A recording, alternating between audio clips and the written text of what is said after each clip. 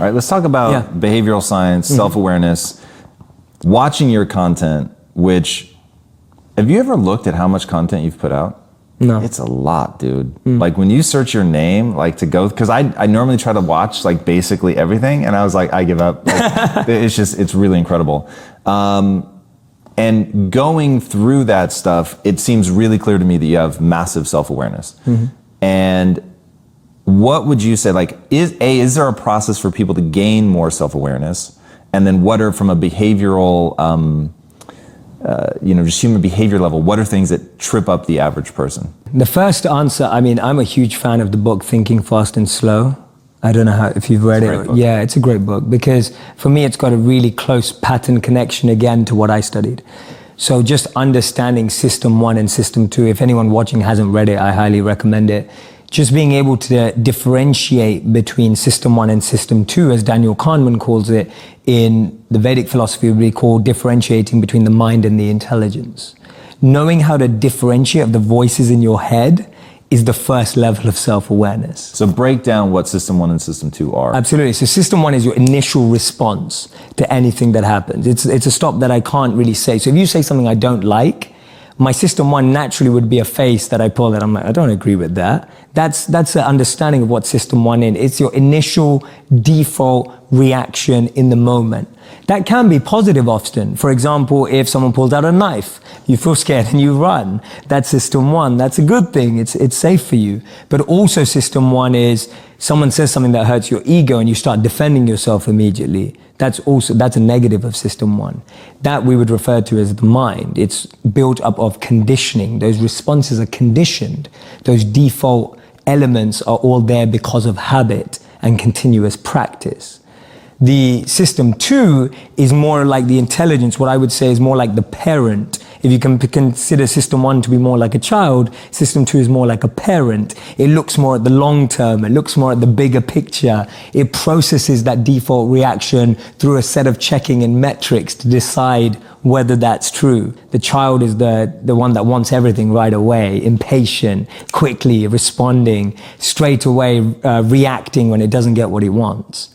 The intelligent parent, a good one, knows what the child wants and needs and what's better for it in the long term. Just starting there and being able to reflect and observe the different voices inside of us is a great place to start your self-awareness. Because the biggest challenge is that most of us don't know what we're listening to.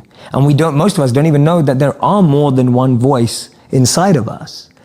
Just getting over that line is a huge win, because now at least you're trying to differentiate between what you're hearing, and that's going to help you make better decisions in the future. So that was answer 1. Does that answer your question? Yeah, oh yes. Yeah. And second one was? What, so that's awareness. Yeah. What are like typical things that trip people up so in your answer just now, it's like, okay, if you want to become more aware, just know that those two things are happening, right? You're going to have an initial response and then one that's more calculated. Now, be aware of these 2 or 3 things that are also coming for you. The biggest challenge is that there's just so much noise. It's like, have you ever had someone in your home, maybe it's your wife or maybe it's a friend or whatever, just play a really bad song too often?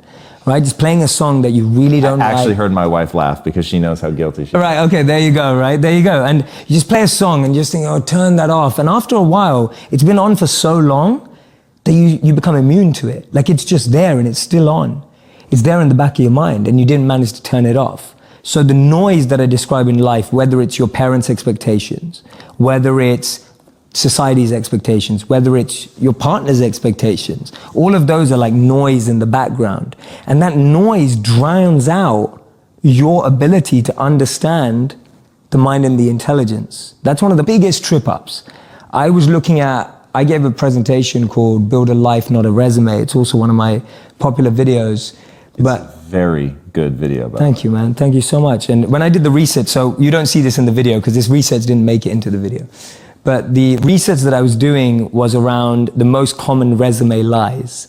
The truth is, over 40 to 50% of us lie on our resumes. Yeah, if you don't, you're missing an opportunity. I'll just say that. Yeah, there you go, right? So, and I started to dig deeper, and I was looking at, a lot of people lie about their dates of employment. So instead of 3 days, it's now 3 months, whatever it may be. Now, I dug deeper, and I wanted to meet some of these people and speak to people. And so I spoke to people who lie on their resumes, and we know that at least 40 to 50% tell us they do. The thing is, no one was proud of that. No one was like, yeah, I know I'm going to get... Really what it came down to is we're really insecure about our own abilities. Really what it came down to is we're not confident about what we have to offer. What it came down to is a lack of self-awareness. What it came down to is a lack of understanding. What am I good at? What am I passionate about? What am I bringing to the table? That's what people were really worried about.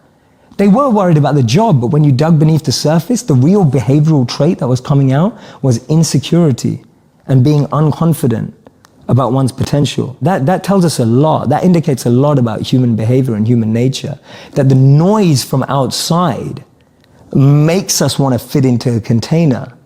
And that stops us from differentiating between what is my mind saying and what is my intelligence saying. And what happens is that noise becomes your voice. So that noise becomes what you think is what you're saying. And most people don't realize that until 10, 20, 30 years down the line. How the hell do you figure out, so your analogy is great. So the song's on, you don't even realize it's there anymore, it becomes total white noise, you're oblivious to it. In fact, you'll only notice it if it gets turned off. Correct. So how do they identify that? Like, do you have a process for that? How do you hear the thing that you no longer hear so that you can shut it off? Yeah, absolutely. One of the biggest ones, and we say this all the time, but it applies mostly to this, is switching your association. Association to what? The people that you hang out with, right? It's like changing your circle. Because if you're only hearing the same thing from that circle, the only way to turn it off without you having to do mass amounts of reflection is changing your circle, where you start hearing. We all ultimately find the things we want to hear, right? We know that.